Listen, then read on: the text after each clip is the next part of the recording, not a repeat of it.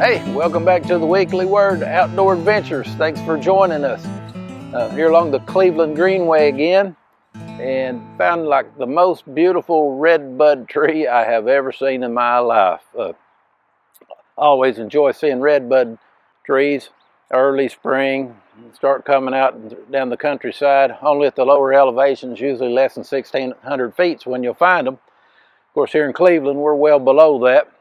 This is one that is just spectacular. Look at all the redbud blooms growing on the big limbs here. It almost looks like garland wrapped around it. This particular one was planted here along the Greenway in memory of this young girl, Shirley Rose Buckner, who I think was killed in a car wreck in 2011. I remember seeing her funeral procession. It was really, really large one. But the redbud tree planted in her memory is really doing well. There's a sign over here to tell us some more information than I've ever got about the redbud.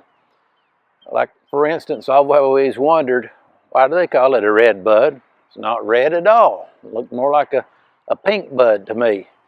But the sign informs me that this color is magenta. Nobody calls it a magenta bud, though, do they? It's a red bud. There are some other names of it. According to this sign over here, it says it's also known as spicewood. Have you ever heard that one?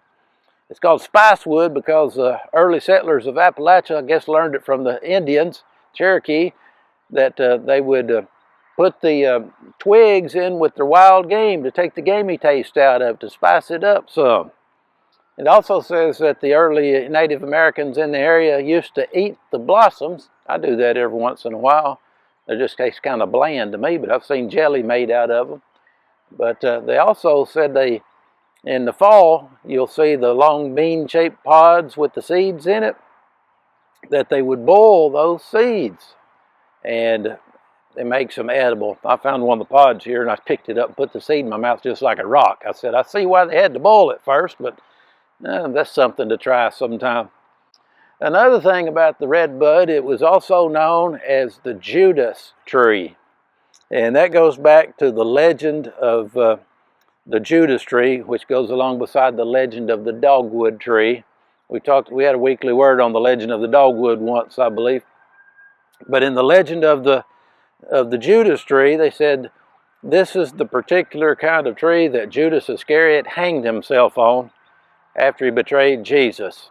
I don't know if that's true or not. It's a legend, but it's an interesting Appalachian legend. And if this limb were a little higher, it'd certainly be high enough for Judas to hang himself on.